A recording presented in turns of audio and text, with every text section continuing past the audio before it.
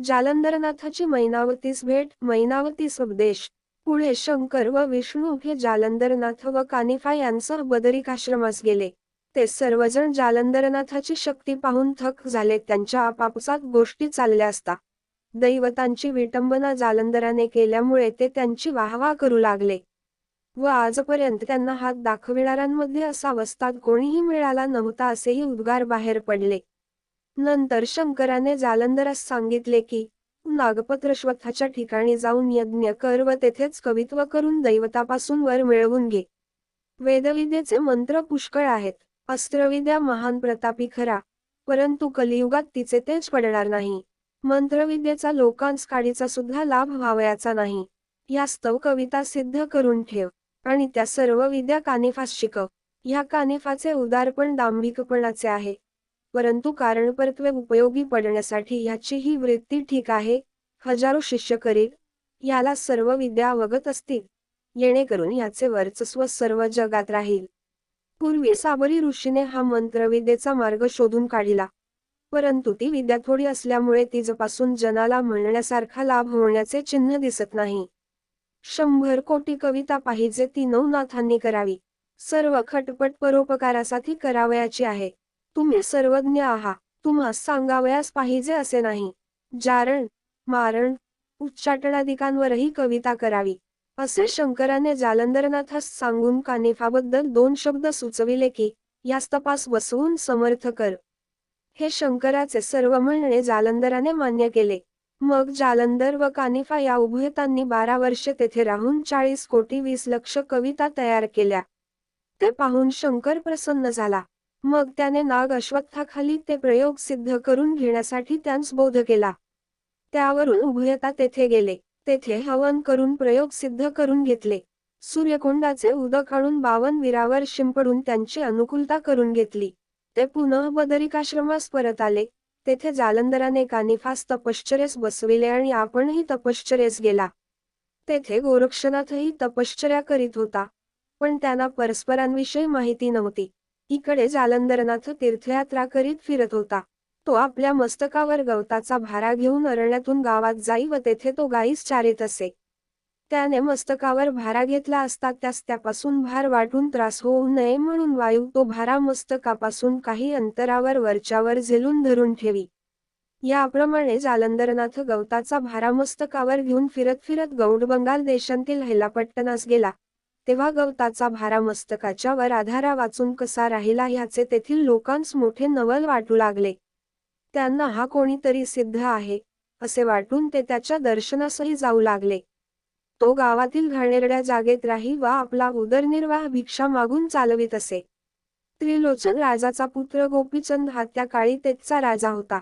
गोपीचंद राजाची आई मैनावती ही मोठी सद्गुणी स्त्री होती. ती एके दिवशी राजमहालाच्या गच्चीवरून शहराचा रमणीय देखावा पाहत असता तिने जालंधरास पाहिले. आधारा वाचून डोक्याच्या वर मोळी घेऊन जाणारा असा तो जोगी पाहून तिला आश्चर्य वाटले व हा कोणी प्रतापी पृथ्वीवर उतरला आहे असे तिच्या मनात आले. मग त्यास गुरु करून आपल्या देहाचे सार्थक करून घ्यावे असा तिने मनाचा निग्रह करून आपल्या दासीस बोलाविले. ती दासी तर चतुरच होती. ती येताच हात जोडून उभी राहिली आणि मोठ्या अदबीने का बोलाविले म्हणून विचारू लागली. तेव्हा मैनावती तिला म्हणाली, माझे एक फार नाजूक काम आहे, ते मी तुला करावयास सांगत आहे. यास्तव ही गोष्ट अगदी बाहेर फुटता कामा नये. का की प्रसंगवशात जीवावर येऊन बेतणार म्हणून सावध राहिले पाहिजे. असे बोलून तिने तिला तो जोगी कोठे जात आहे त्याचा पक्का शोध गुप्त रीतीने करून येण्यास सांगितले. जालंधरनाथास पाहून दासी चकित झाली व आपण जाऊन त्याचा अनुग्रह घ्यावा व जन्ममरणापासून मुक्त व्हावे असा तिने मैनावतीस चांगला बोध केला. नंतर तो जोगी कोठे उतरतो ते ठिकाण पाहण्यासाठी ती दासी त्याच्या पाठोपाठ चालली. अस्तमान झाला तेव्हा एका घाणेरड्या ठिकाणी निवांत जागा पाहून जालंधर वस्तीस राहिला. ते ठिकाण दासीने परत येऊन मैनावतीस सांगितले.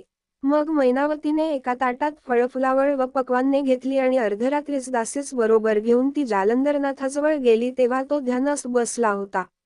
त्या दोघी जणी त्याच्या पाया होऊन हात जोडून उभ्या राहिल्या.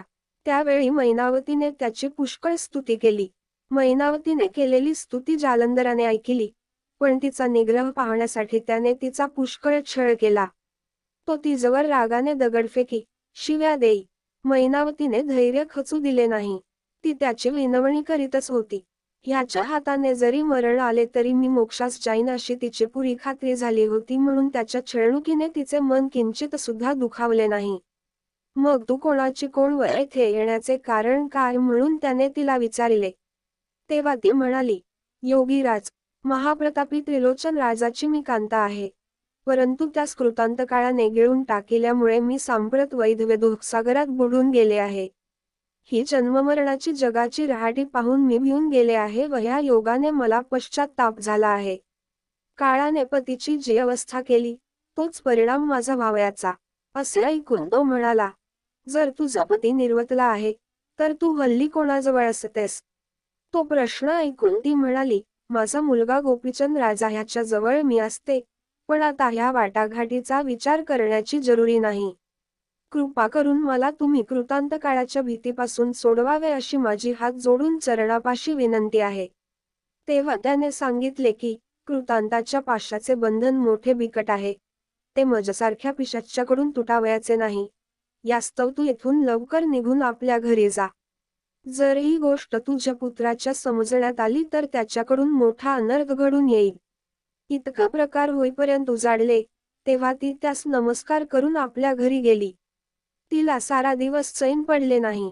मग रात्र झाल्यावर दासीच बरोबर घेऊन ती पुन्हा जालंधरनाथाकडे गेली व पाया होऊन हात जोडून उभी राहिली. पण नुसते उभे राहण्यात काही हशील नाही व थोडी तरी सेवा घडावी म्हणून ती पायचेपीत बसली. नंतर सूर्योदय होण्याची वेळ झाली असे पाहून त्यास नमस्कार करून आपल्या घरी आली. अशा रीतीने 6 महिनेपर्यंत तिने जालंधरनाथाची सेवा केली. एके दिवशी फार काळोख पडला आहे, अशी संधी पाहून मैनावती त्याच्याकडे गेल्यानंतर त्याने एकमाईक भ्रमर उत्पन्न केला व आपण गाढ झोपेचे ढोंग करून स्वस्थ घोरत पडला. तो भ्रमर तिच्या मांडीखाली शिरला व त्याने तिची मांडी फोडून रक्तबंबाळ करून टाकली, तरी तिने आपले अवसान खचविले नाही. असा तिचा दृढनिश्चय पाहून जालंधरनाथाने प्रसन्न होऊन मंत्रोपदेश केला.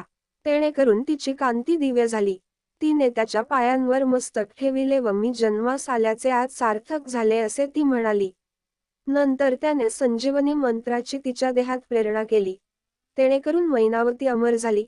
जसा रामचंद्राने विभीषण अमर केला, तद्वत जालंधराने मैनावती अमर केली. पुढे तिचे भक्ती दिवसेंदिवस अधिकाधिक वाढत चालली. अशा नवनवीन व्हिडिओसाठी चॅनलला लाईक आणि शेअर सबस्क्राईब करा.